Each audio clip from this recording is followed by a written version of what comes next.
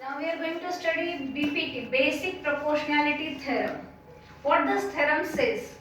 कोई ट्रायंगल है सपोज, उसके एक साइड को कोई लाइन पैरेलल है और दूसरी दो साइड को दो डिस्टिंक्ट पॉइंट में अगर वो डिवाइड कर रही है तो वो दूसरी दो साइड्स को इक्वल प्रोपोर्शन में डिवाइड करेगी। मतलब ही क्या, AP upon PB equal to AQ upon QC।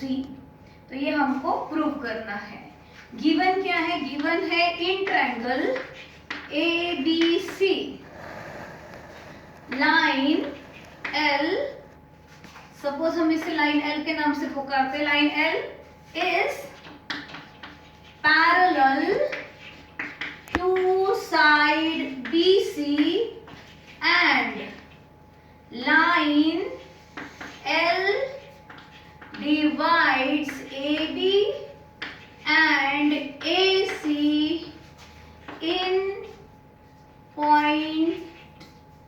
two distinct point, two distinct points P and Q respectively। ये हमको गिवन है, ये हमको दिया हुआ है। ऐसा अगर दिया है, ऐसा गिवन है तो हमें क्या प्रूव करना है? टू प्रूव, हमें प्रूव करना है जो लाइन पैरेलल है थर्ड साइड को, वो दूसरे दो साइड्स को क्या कर रही है?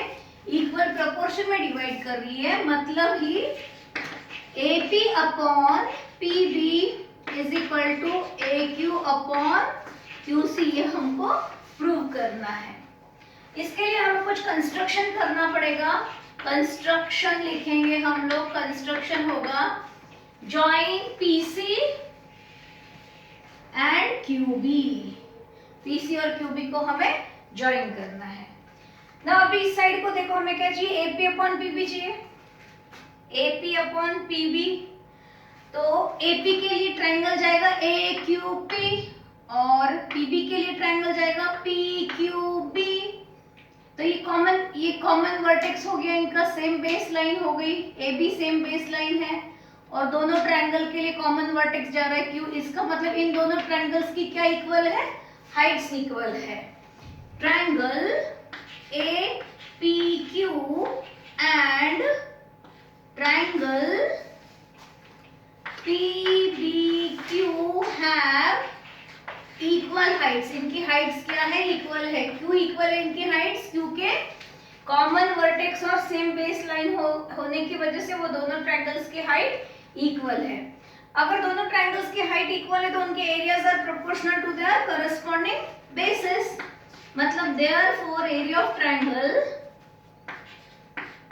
APQ upon area of triangle PBQ is equals to, base क्या होंगे? AP और PB बेस होंगे। AP upon PB। Number this as 1।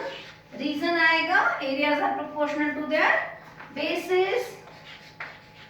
Areas are proportional to their bases। ना बिल्कुल इसी तरीके से अब हमको क्या चाहिए? AQ अपॉन QC चाहिए। हमें चाहिए AQ अपॉन QC। तो कौन से दो ट्रायंगल लेंगे हम? APQ और दूसरा ट्रायंगल जाएगा QPC। Common vertex same base line, common vertex P जाएगा, सेम बेस लाइन होगी AC। मतलब इस ट्रायंगल की और इस ट्रायंगल की हाइट इक्वल होगी।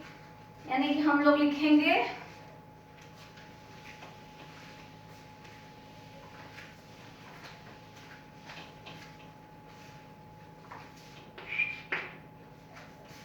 Triangle APQ and triangle PQC have equal heights. इनकी हाइट्स इक्वल क्यों है? क्योंकि इनका कॉमन वर्टेक्स और सेम बेस लाइन जा रही है, इसलिए इनकी हाइट्स इक्वल है।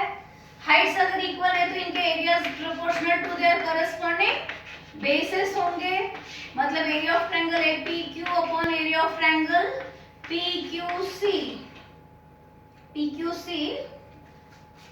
is इक्वल्स टू बेस जाएगा AQ upon QC, AQ upon QC। Reason होगा इसका, इसको पहले हम नंबर देंगे, नंबर 2। रीजन होगा इसका areas are proportional to their bases, areas are proportional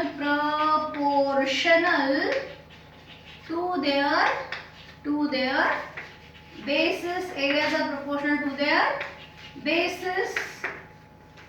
now actually हमको प्रूव करना है AP upon PB equals to AQ upon QC। AP upon PB 1 में मिल चुका है, AQ upon QC 2 में मिल चुका है। अगर ये वाली साइड को देखें तो यहाँ APQ और यहाँ ट्रायंगल जा रहा है APQ। तो अगर हम ठीक से देखें तो हमको ये वाली साइड को पहले इक्वेट करना पड़ेगा, तो ऑटोमेटिकली दूसरी साइड इक्वेट हो जाएगी। तो इसमें ऊपर वाला एरिया तो सेम जा रहा है, नीचे वाले को सेम बताना है। PQC, PQC, दूसरा ट्रायंगल जा रहा है PBQ, PBQ। ये दोनों ट्रायंगल का बेस जो है वो इक्वल है PQ। उसके अलावा ये दोनों ट्रायंगल्स जो है पैरेलल लाइंस में लाई कर रहे हैं, मतलब इनकी हाइट्स भी इक्वल है। अगर दो ट्रायंगल्स जिनकी हाइट्स और बेसेस दोनों भी इक्वल हो, ऐसे ट्रायंगल्स का एरिया इक्वल होता है। ये हम फोर्थ प्रॉपर्टी में पढ़ चुके हैं। हम लोग लिखेंगे अब इसमें now triangle PQC and triangle PBQ have common base, common base PQ and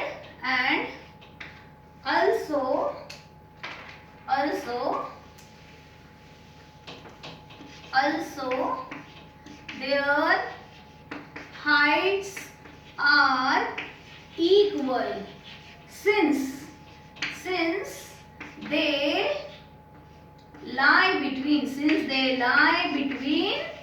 parallel lines. वो पैरेलल लाइंस में लाई कर रहे हैं, इसलिए उनकी हाइट्स भी क्या है, इक्वल है। Since they lie between parallel lines.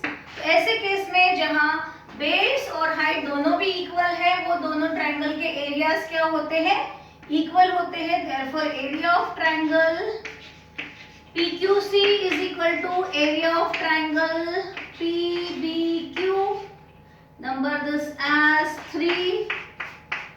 और from 1, 2 and 3 जो हमें चाहिए था वो हमको मिल चुका है। जो हमें प्रूव करना था वो from 1 AP upon PB is equal to AQ upon QC।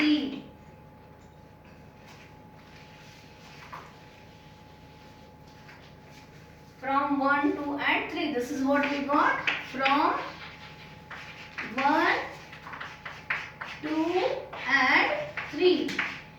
From 1, 2 and 3 इनकी लेफ्ट हैंड साइड इक्वल जा रही थी, ये और ये इधर की लेफ्ट हैंड साइड इक्वल जा रही थी 1 और 2 की, और इस वजह से AQ upon QC equal to AP upon PB। From 1, 2 and 3 ये दोनों साइड्स इक्वेट हो गई।